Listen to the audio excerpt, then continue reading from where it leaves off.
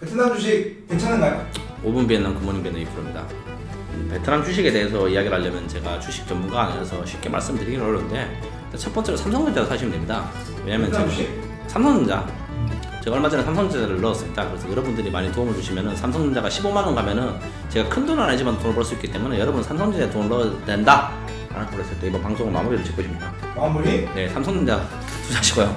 삼성전자 10만 전자 갑시다. 10만 전자. 일단 뭐 이런 얘기 할 건 아니고 베트남 주식이라 사실은 저 개인적으로 봤을 때는 베트남 주식은 투자하기 그렇게 좋지는 않다라는 걸 일단 말씀을 드리고 싶네요. 일단 첫 번째가 그 이유가 뭐냐면은 베트남 주식은 너무 이렇게 불투명한 게 많다라는 걸 통해서 일단 말씀드리고 싶은 게 일단 뭐 어떤 말씀 드리고 싶냐면은 일단 뭐 큰 기업 같은 경우는 뭐 영향이 없긴 하겠 좀 적긴 하겠지만 그 얼마 전에 상장 폐지됐던 뭐 루이신 커피라든지 뭐 그 중국에 있는 뭐 동원해양 뭐 이런 회사도 있지 않습니까? 예를 들면 중국에서 나오는 뭐 왈리, 특히 왈리라는 회사 같은 경우 제 친구가 투자를 많이 했었거든요. 근데 이 회사가 쫄딱 망하는 바람에 상장 폐지돼서 그 친구끼리 싸움 날 뻔한 적이 있었는데 일단 뭐 이 말씀드리는 이유가 뭐냐면은 아직까지 공산당의 정권이 있고 그 정권이 밀어주는 회사가 많고 사실 여기 있는 많은 사기업들이 제 생각에서는 뭐냐면 아직까지 공기업적인 느낌을 띠는 경우가 많거든요.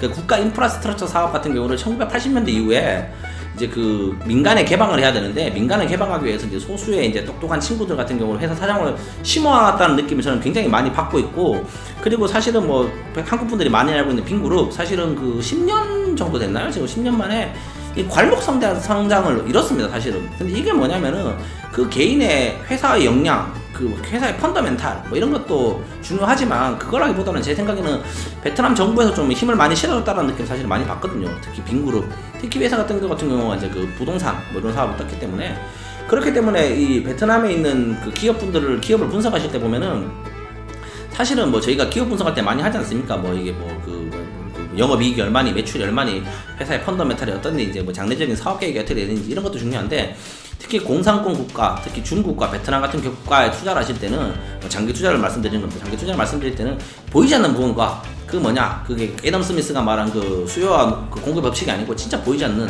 그 정부의 서포트가 있냐 없냐에 따라서 사실은 좀 크게 영향을 많이 받을 수가 있기 때문에 그리고 뭐 중국에 있는 많은 회사들 있지 않습니까? 알리바바 이번에 상장한다고 그 엔트 그룹인가요? 그 상장한다고 했다가 그 중국 그 우리 마윈이 형이 말 한 번 잘못 올렸다가 상장 폐지되고 그 지금 뭐 IPO 취소됐잖아요. 사실 이런 것 같은 경우가 베트남에서는 충분히 더 일어날 수 있다라는 생각이 저는 개인적으로 좀 많이 들거든요. 그리고 그런 의미로 뭐냐면은 똑같은 이게 정부 특히 그 공산 정권 안에 있는 기업을 투자를 하실 거면 왜 베트남 주식을 사냐?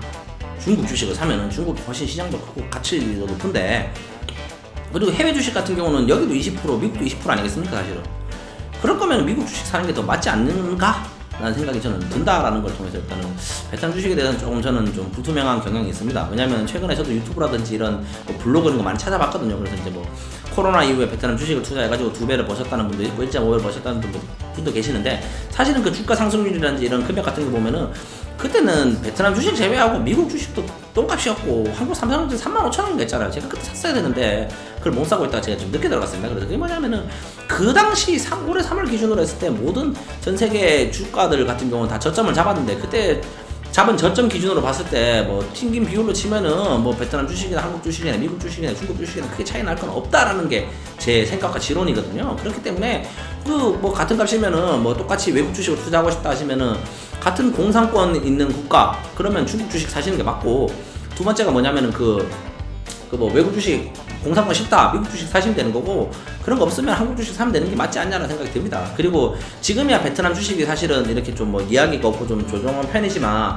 나중에 이 회사가 좀 더 성장하고 문제가 되면은 뭐 최근에 사건이 있었던 거 루이신 커피 이런 거 있지 않습니까? 그 중국에 주가 조작해가지고 주가가 아니고 그 회계장부 조작해가지고 중국에서 미국에서 난리 났던 그리고 이거 같은 경우도 충분히 그럴 수가 있거든요. 베트남 같은 경우는 아직까지도 제가 말씀드린 것처럼 회계 기준이라든지 이런 거 같은 경우는 좀 불투명한 경우가 많다라는 걸 통해서 이제 투자를 하시는 기준으로 봤을 때는 조금 베트남 주식은 좀 불안정하지 않나라는 생각. 사실은 정말 저평가된 주식을 찾아가지고 그 주식 10배가 뛰어야 되는데 베트남에서 아직까지 제가 봤을 때 저평가된 주식은 모르겠다 라는 걸로 해서 일단 뭐 마무리를 하려고 하는데 방송이 안 끝나나 보네요. 20초 남았어요. 결국은 뭐냐면 미국 주식 사시고 한국전자 사시고 삼성전자 사시면 된다. 그래야지 제가 돈을 벌고 우리모두 돈을 버는 삼성전자 빈그룹 전 안 삽니다. FLC는 뭐 제가 방송이 좀 조심스럽기 때문에 말을 하고 싶지 않지만 요거 같은 경우는 뭐 좀 내년에 밀어준다는 얘기가 있어가지고 일단 넘어가는 걸로 해가지고 너무 하면 안 돼, 노출하면 안 되니까 그렇게 해서 일단 뭐